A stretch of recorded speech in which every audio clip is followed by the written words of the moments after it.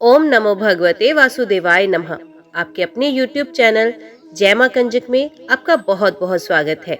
भगवान लक्ष्मी नारायण की कृपा आप और आपके परिवार पर सदा सर्वदा बनी रहे। आज की वीडियो में हम कार्तिक मास महात्म्य का कथा अध्याय 32 और साथ ही श्रीमद् भागवत गीता का अध्याय 18वां आपके सामने प्रस्तुत करने जा रहे हैं।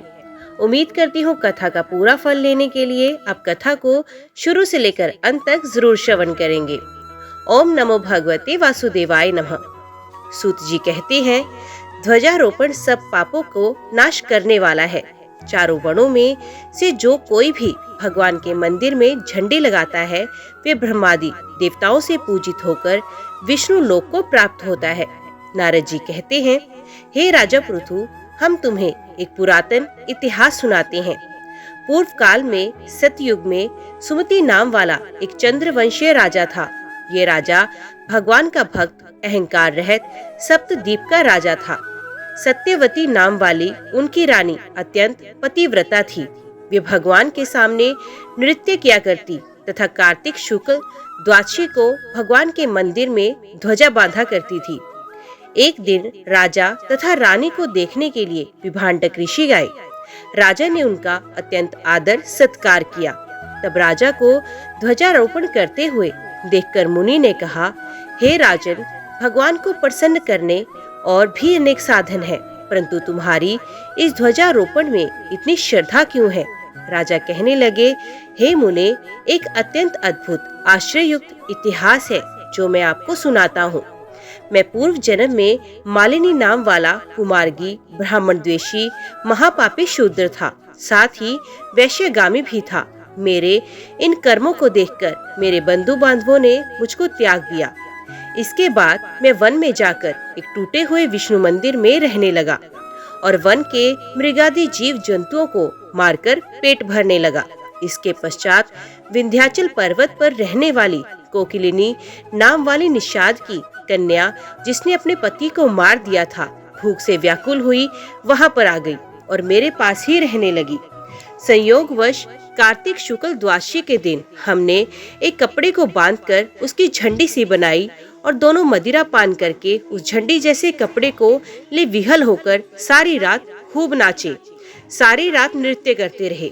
सारी रात नृत्य करते रहने के कारण प्रातःकाल हम दोनों की मृत्यु हो गई। तब यमदूत हमें फांसी में बांधकर मारते हुए यमराज के पास ले जाने लगे।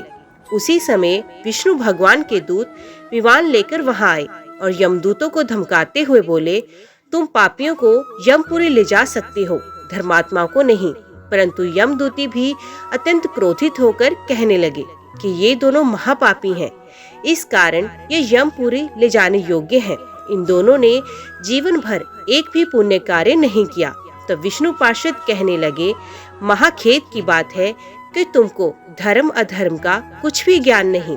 ये ठीक है कि दोनों सारी आयु महापापों में रत रहे हैं, परंतु इन्होंने कार्तिक शुक्ला द्वादशी को भगवान के मंदिरों में ध्वजारोपण तथा नृत्य किया है, अतः ये पापी नहीं रहे।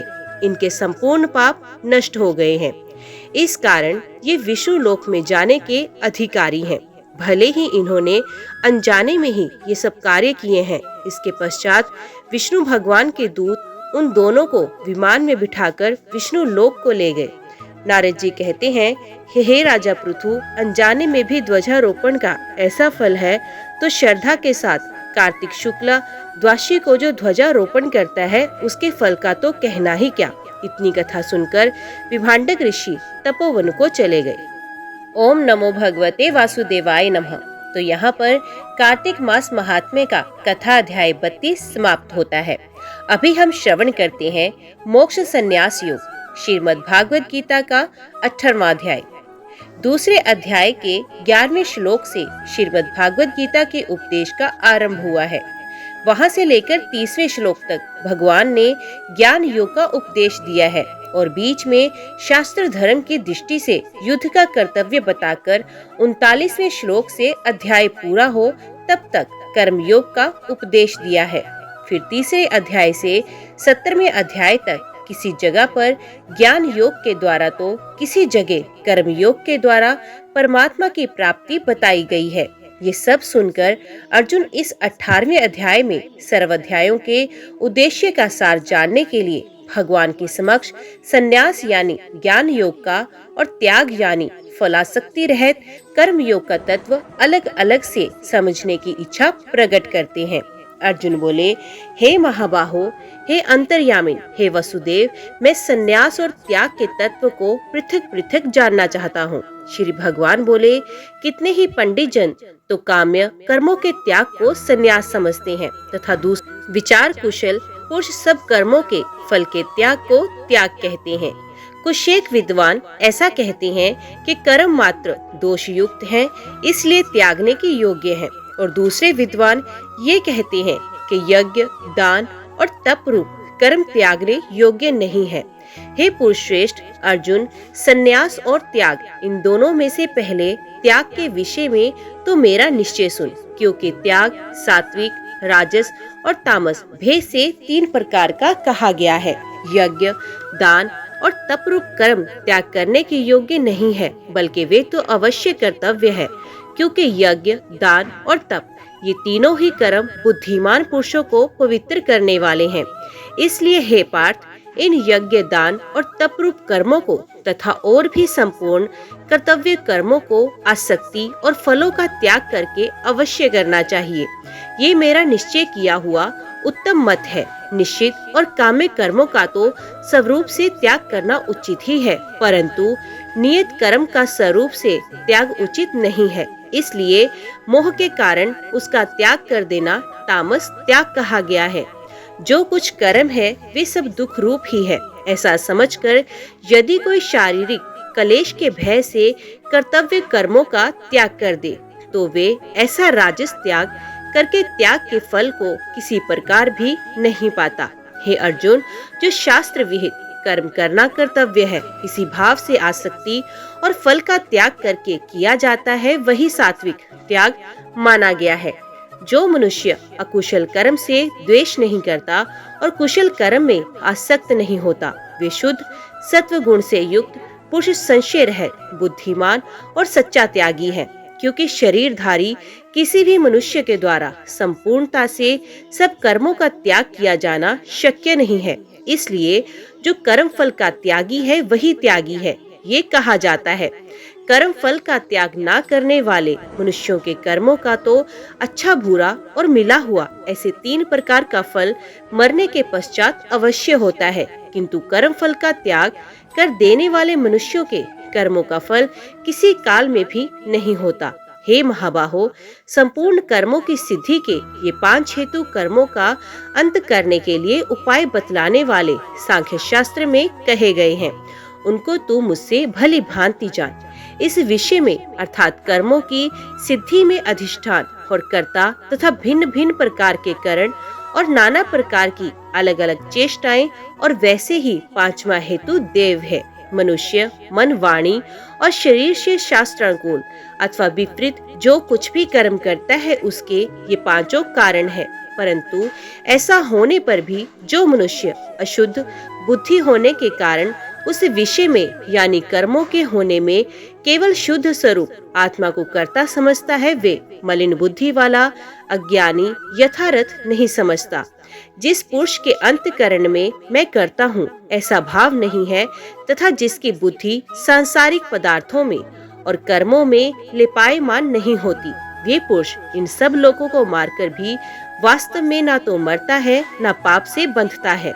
ज्ञाता, ज्ञान और ज्ञेय ये 3 प्रकार के कर्म प्रेरणा है और कर्ता, करण तथा क्रिया ये 3 प्रकार का कर्म संग्रह है। गुणों की संख्या करने वाले शास्त्र में ज्ञान और कर्म तथा कर्ता गुणों के भेद से 3-3 प्रकार के ही कहे गए हैं, उनको भी तो मुझसे भली भांति सुन। जिस ज्ञान से मनुष्य पृथक पृथक सब भूतों में एक अविनाशी परमात्म भाव को विभाग रहित संभाव से स्थित देखता है, उस ज्ञान को उस सात्विक जान। किंतु जो ज्ञान अर्थात जिस ज्ञान के द्वारा मनुष्य संपूर्ण भूतों में भिन्न भिन्न प्रकार के नाना भावों को अलग अलग जानता है, उस ज्ञान को तू राजस जान। परंतु जो ज्ञान एक कार्य रूप शरीर में ही संपूर्ण के सदृश आसक्त है, तथा जो बिना युक्ति वाला तात्विक अर्थ से रहित और तुच्छ है वे तामस कहा गया है। जो कर्म शास्त्र विधि से नियत किया हुआ और कर्तापन के अभिमान से रहित हो तथा फल ना चाहने वाले पुरुष द्वारा बिना राग द्वेष के किया गया हो वे सात्विक कहा गया है। परंतु जो कर्म बहुत परिश्रम से युक्त होता है तथा भोगों को चाहने वाला पुरुष द्वारा या अहंकार युक्त पुरुष द्वारा किया जाता है वे कर्म राजस कहा गया है। जो कर्म परिणाम, हानि, हिंसा और सामर्थ्य को ना विचार कर केवल अज्ञान से आरंभ किया जाता है वे तामस कहा जाता है। जो कर्ता संग्रहित अहंकार के वचन ना बोलने वाला, धैर्य और उत्साह से युक्त तथा कार्य की सिद्धि होने और ना होने में हर्ष शोक आदि विकारों से रहित है वे सात्विक कहा जाता है। जो कर्ता आसक्ति से युक्त कर्मों के फल को चाहने वाला और लोभी है तथा दूसरों को कष्ट देने के स्वभाव वाला, अशुद्धाचारी और हर्ष शोक से लिप्त है वे राजस कहा गया है। जो कर्ता अयुक्त, शिक्षा से रहित, घमंडी, धूर्त और दूसरों की जीविका का नाश करने वाला तथा शोक करने वाला, आलसी और दीर्घसूत्री है वे तामस कहा जाता है। हे धनंजय, अब तू बुद्धि का और धृति का भी गुणों के अनुसार 3 प्रकार का भेद मेरे द्वारा संपूर्णता से विभाग पूर्वक कहा जाने वाला मुझसे सुन।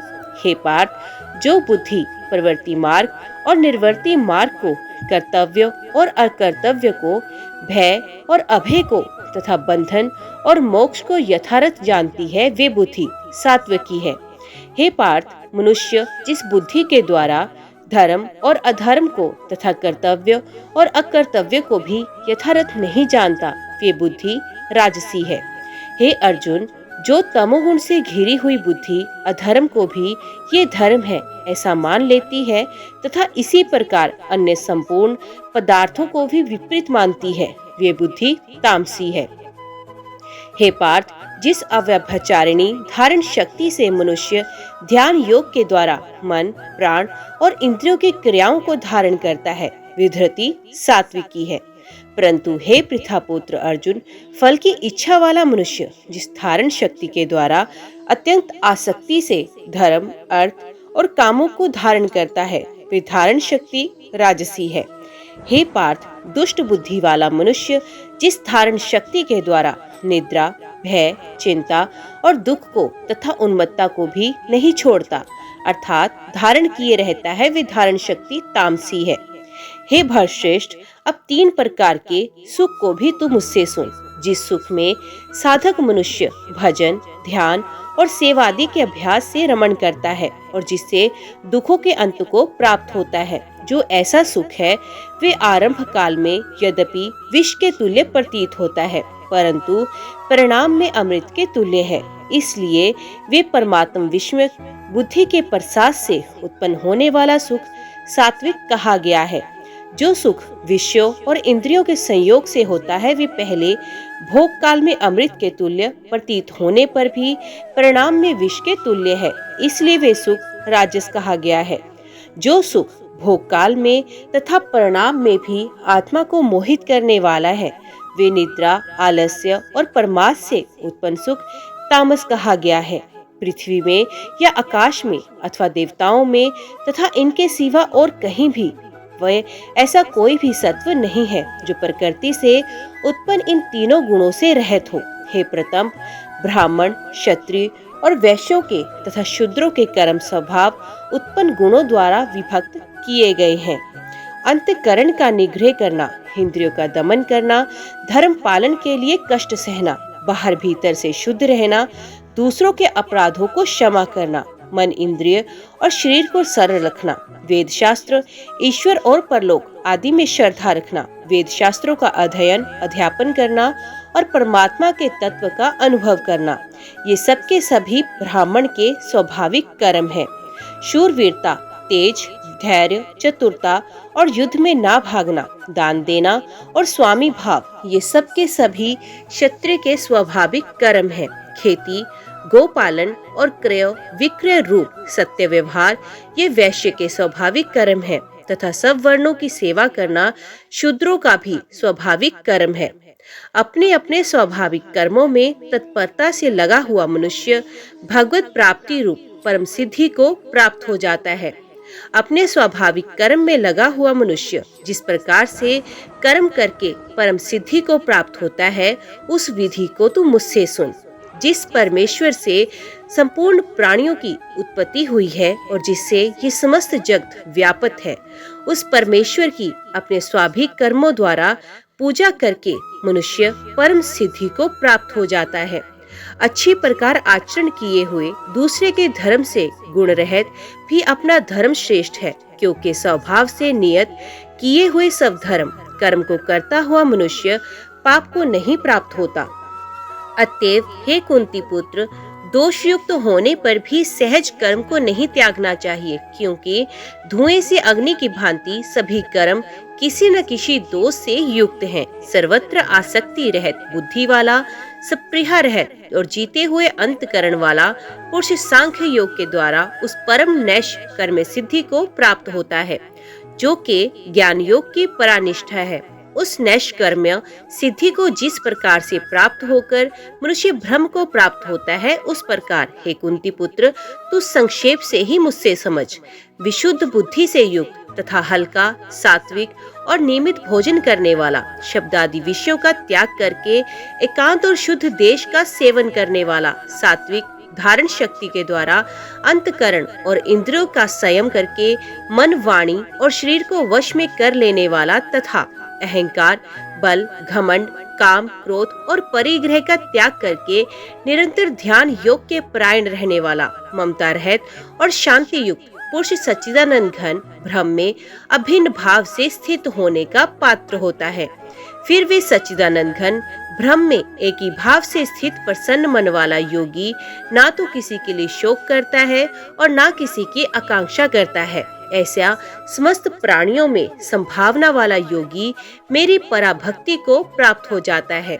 उस पराभक्ति के द्वारा वे मुझ परमात्मा को मैं जो हूँ, जितना हूँ, ठीक वैसा का वैसा तत्व से जान लेता है तथा उस भक्ति से मुझको तत्व से जानकर तत्काल ही मुझ में प्रविष्ट हो जाता है। मेरे प्रायण हुआ कर्मयोगी तो संपूर्ण कर्मों को सदा करता हुआ भी मेरी कृपा से सनातन अविनाशी परम पद को प्राप्त हो जाता है।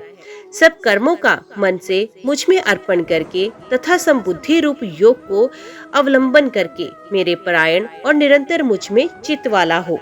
उपर्युक्त प्रकार से मुझ में चित्त वाला होकर तो मेरी कृपा से समस्त संकटों को अनायास ही पार कर जाएगा, और यदि अहंकार के कारण मेरे वचनों को ना सुनेगा तो नष्ट हो जाएगा, अर्थात परमार्थ से भ्रष्ट हो जाएगा। जो तू अहंकार का आश्रय ना लेकर ये मान रहा है कि मैं युद्ध नहीं करूंगा, तो तेरा ये निश्चय मिथ्या है, क्योंकि तेरा स्वभाव तुझे जबरदस्ती युद्ध में लगा देगा। हे कुंती पुत्र, जिस कर्म को तू मोह के कारण करना नहीं चाहता, उसको भी अपने पूर्वगत स्वाभाविक कर्म से बंधा हुआ परवश होकर करेगा। हे अर्जुन, शरीर रूप यंत्र में आरूढ़ हुए संपूर्ण प्राणियों को अंतर्यामी परमेश्वर अपनी माया से उनके कर्मों के अनुसार भ्रमण कराता हुआ सब प्राणियों के हृदय में स्थित है। हे भारत, तू सब प्रकार से उस परमेश्वर की शरण में जा। उस परमात्मा की कृपा से ही तू परम शांति को तथा सनातन परम धाम को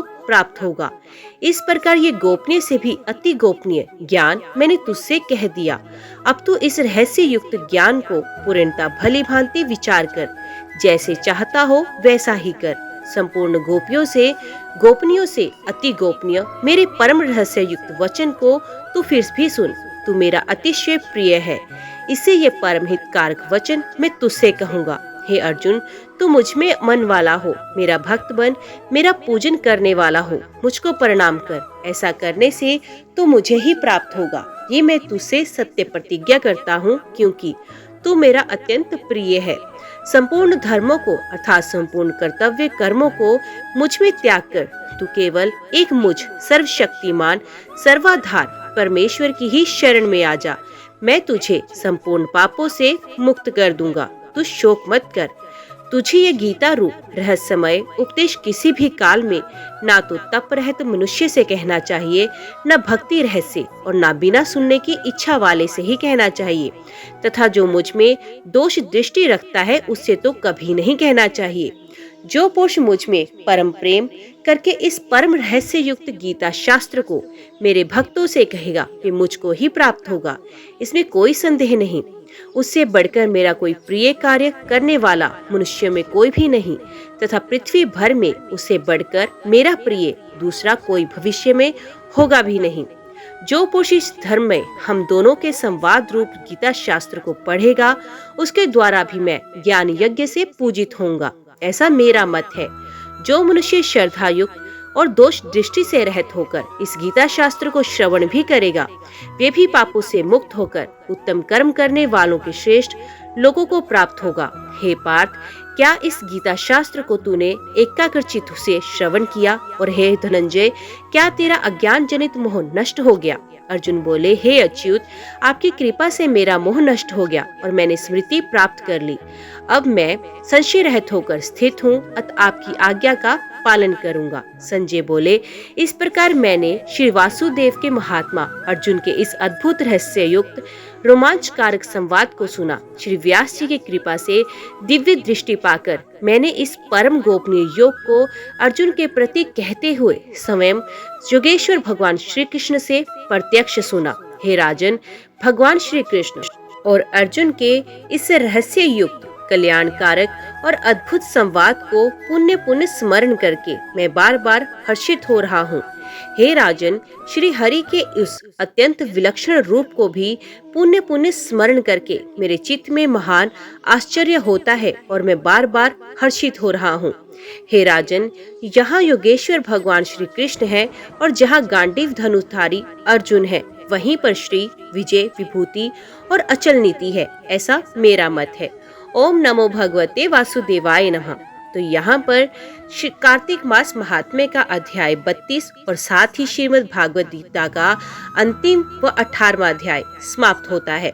उम्मीद करती हूँ कथा आपको पसंद आई होगी। वीडियो पसंद आई हो तो वीडियो को लाइक और चैनल को सब्सक्राइब जरूर कीजिएगा। जय श्री हरि लिखकर कमेंट बॉक्स में अपनी हाजिरी और अपने सुझाव देना ना भूलिएगा। तो मिलते हैं अगले अध्याय के साथ। तब तक के लिए देखते व सुनते रहिए। जय मां कंजक, जय माता दी।